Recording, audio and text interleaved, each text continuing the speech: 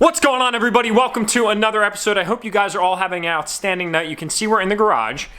We've got the Dirty Max chilling right here. It's all nice and clean, very content and tucked away here in the garage. And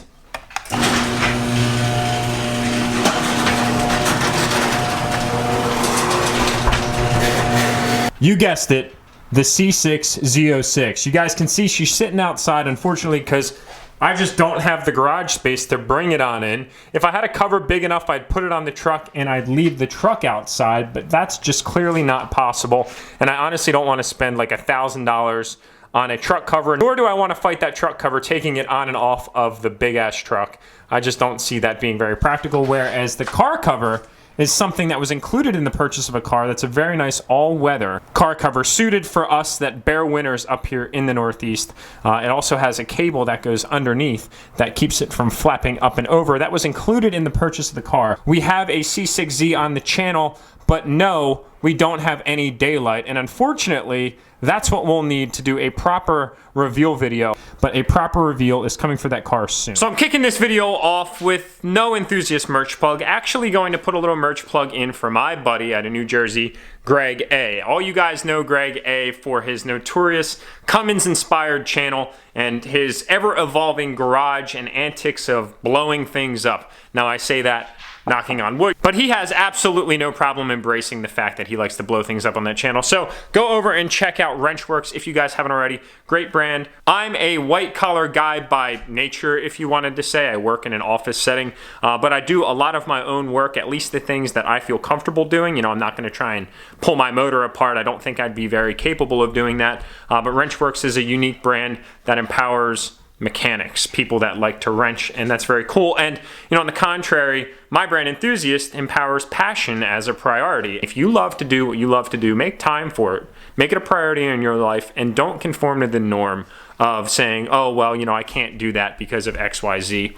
The one thing in life that you need to do and remember to do is always chase the dream that you know that you want, obtain that value and create that value that you know that you're worth. So this video is going to be a little bit more traditional vlogging. I don't do this often, or at least I haven't done this in a while, but there's been a topic that's been kind of lingering in my mind, if you will, because a lot of you have asked, knowing that I have an undergraduate degree from Penn State, I studied business supply chain there, about whether or not a college degree is worthwhile. Now, I can't make that decision for you because, again, what I kind of just talked about, it's your life. So you need to determine what's best for you. What I'm doing for me fits in the mold of Jack, and what you do for you fits in your mold. And you need to do what's right for your mold. And so there's this misnomer that if you go to college, you're just going to be instantaneously successful. And what I really wanted to do was get kind of geeky with you guys and run through some numbers of that of a individual that just graduated college. But before we get there, I want to say that there's absolutely nothing wrong with considering going out and working a trade in the world, because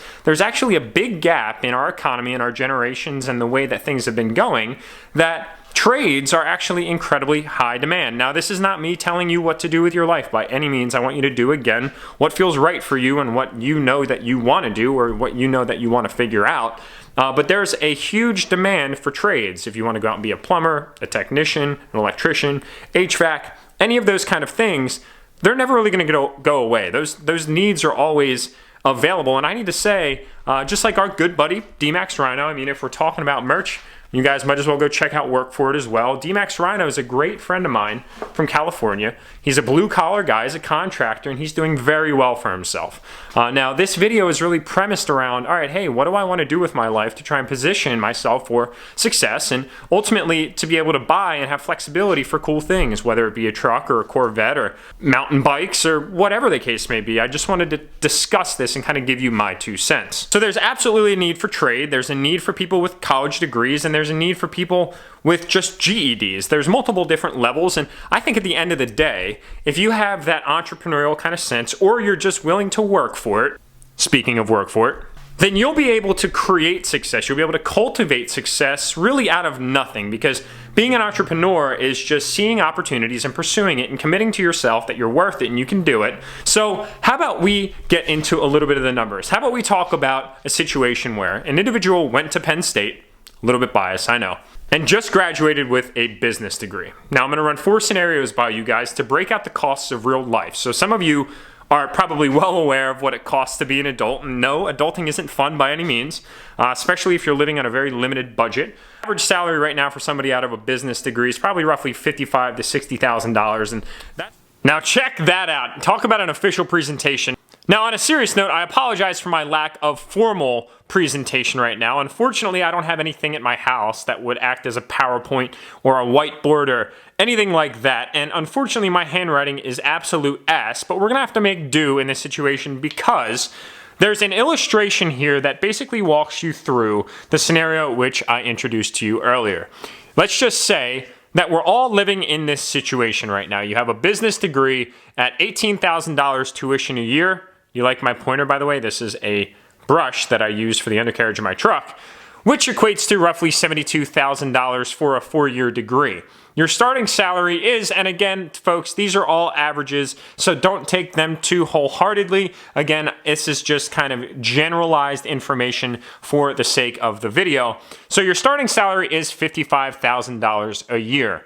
Let's just say after the deductions of your 401k, which you're contributing 10% to in your Roth because you know that your net worth is going to increase over time, as well as the deductions from your benefits because you don't want to be uninsured. You want your vision, your dental, and your health. And of course, Uncle Sam, the tax man, that number should actually probably be just a little bit lower, but I already used my only piece of cardboard, so we're gonna have to make do.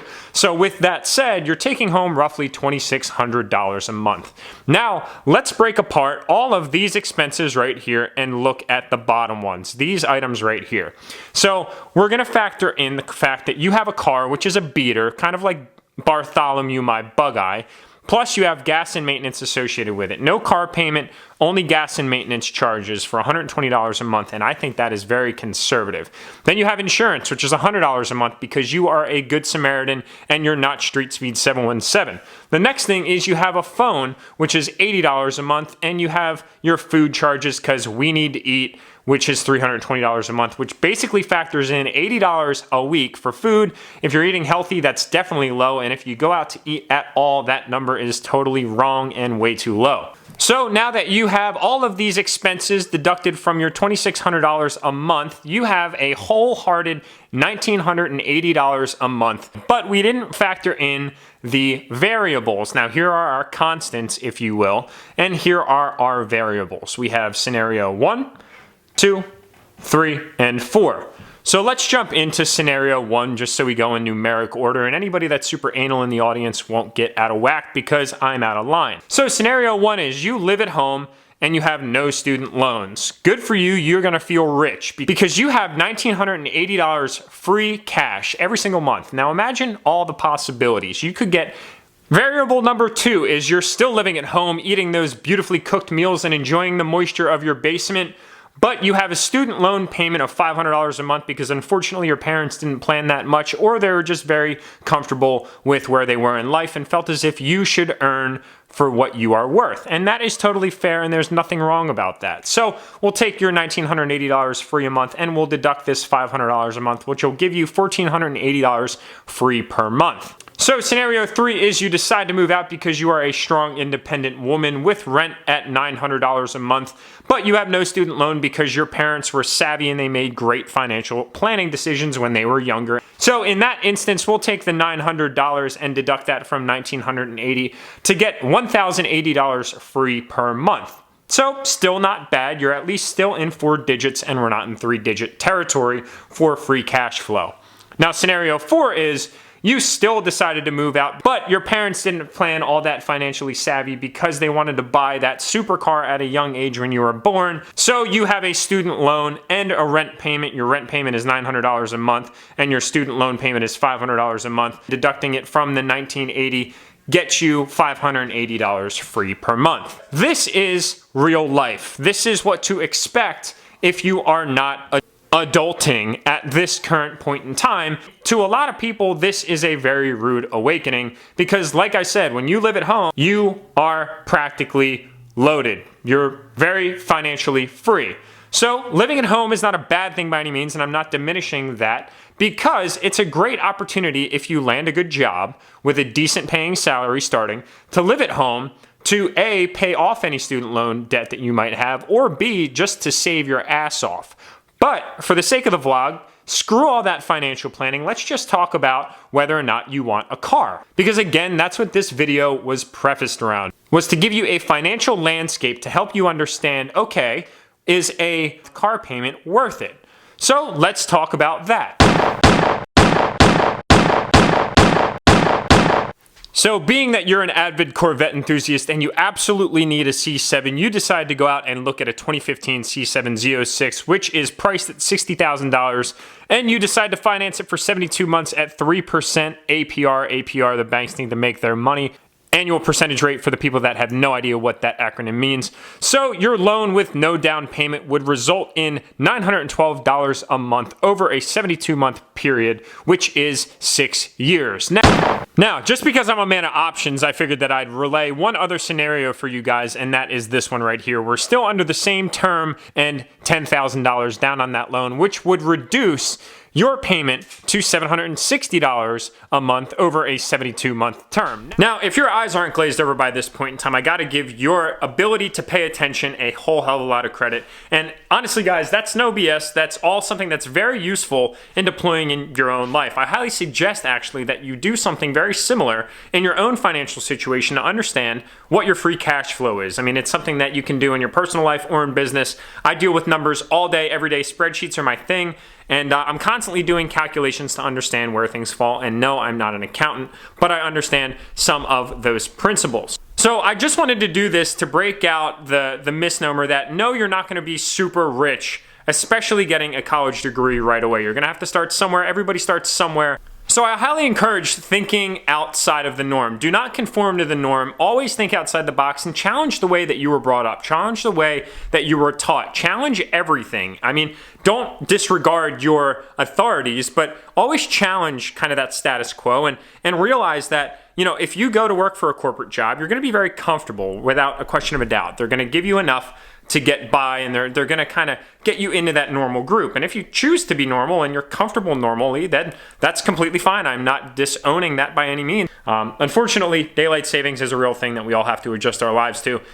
Fortunately, though, let's look forward to December 22nd, because December 22nd is the shortest day of the year, and after that, we are going to finally buy our daytime back, and we're going to get back into the really exciting vlogs. But I wanted to thank you guys for watching this video. I do hope that to some of you this was somewhat insightful and helpful and useful. And like I said, guys, I highly encourage applying that exact same logic of saying, all right, hey, I make this much a month after taxes, it's this much, and these are my expenditures, and this is how much I want to save, and this is how much I want to put towards a house fund, and all that other stuff, to really realize, all right, hey, can I afford that purchase or not? Because all too many people in the world get way too credit card happy and say, oh, wow, I have a credit limit of $15,000, which means I can afford X. But really, on the contrary, the credit card companies are super happy that you just fell into their trap, because they're going to make a hell of a lot of money off of you, because on that few $100s that you have free a month, you're not going to be able to pay off that tab before those high interest rates kick in. So with that said, guys, if you enjoyed this video, please give it a thumbs up. If you haven't already, please hit that subscribe button.